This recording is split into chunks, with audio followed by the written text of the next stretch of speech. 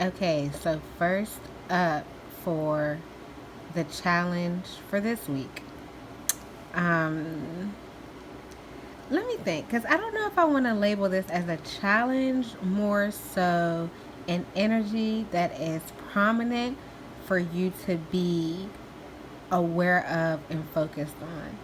And this week, that prominent energy is um, big things popping.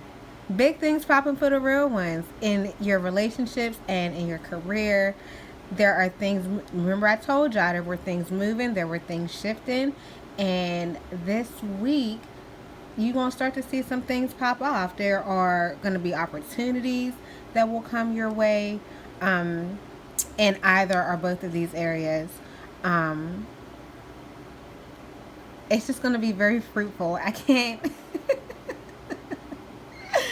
I have legit been laughing at this reading for the past 10 minutes because I knew before I even pulled the cards what the message was going to kind of be, like what the vibe was when I even picked up my cards. And the reason I'm being so lighthearted is because this is really an empowering reading. This is really like um, encouraging. And I just want you guys to take from this for what you need to be aware of is to understand that these opportunities are coming your way. Do not doubt them, do not question them. And when they come up, they may be a little more subtle, but if you pay attention and you catch on the subtleties and you take advantage of those opportunities when they arise, they can have huge rewards for you. So it's really important that you're mindful when these things come up. Don't just write them off. Don't just dismiss it. Don't demean it because it seems small or it seems insignificant. When you see a little window, it's important that you take it. So be focused, pay attention to when those opportunities come, to when those windows arise. Like I said, in one or both of these areas, and jump on it. Apply yourself, and the reward will be fruitful. So that's the prominent energy for you guys to be mindful of this week. Energy to embrace when doing so. Your personal power that you have to make things happen, to make up your life the way you want it to be. The power that you have to control what happens to you in a certain way, and then also how you respond to what happens to you. Embrace that. Call all of that in. Call all of that back to you. Because in these areas, in these two areas, in the past, you've given that power away. You've given that power away by allowing yourself to believe and behave as though somebody else was in control in these areas. And now you have the opportunity to not only take your power back, but to apply it in a way that can be fruitful in these areas. So take some time. I really want you guys to take some time, either today, tonight, tomorrow, and really think, whichever one of these resonates with you the most, how did you give your power away? How did you allow somebody else to control how your love life went? How did you allow somebody else's standards or somebody else's expectations or somebody else's intentions for you to control your career or your romantic endeavors? How did you allow yourself to play the victim role? How have you allowed yourself to diminish? How have you allowed yourself to play small? And call that back. You see how she's reaching? Bring it back in. Claim it as yours. You don't have to keep giving it away. Once you recognize that you have done that in the past and you recognize that it was not successful for you, that it did not work out for you, then you forgive yourself for doing it and you call it back. We're not about to do that no more. We're not on that no more. Today we are empowering ourselves and we are moving forward with the full trust in who and what we are, what we come with, what we deserve, what we can accomplish, what we can control. We walking in all of that. And as a result, you'll see big gains in these areas. So energy to avoid, like I said, do not play small. Do not allow yourself to sleep when those opportunities present themselves to you. Don't sleep on it. Don't dismiss it. And also, do not give your power away. Step up and stand up in it. You make choices. You're in control. You don't have to like wait for anybody's permission.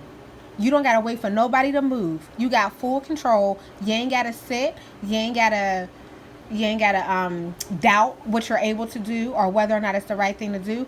Stand fully, strongly in the power that you have. Do not play small. Do not diminish yourself. Do not doubt yourself. Do not ignore these opportunities, and do not sleep on what's possible. Not only should you be aware of and tuned into those opportunities when they present themselves, but also allow your imagination to run wild. This goes into the overall positive message for these ones, right? These two both represent the overall positive message. So make sure you're paying attention and allow your mind. Don't quiet your fantasies or your visions at this point. Now is not the time to be a realist. Now is not the time to only focus on what's tangible. Allow your imagination to run wild, because what you don't realize is you have so much power to create and manifest what you want in your love life and in your career, that those things that you see in your mind, they're real. That's why they're so vivid to you.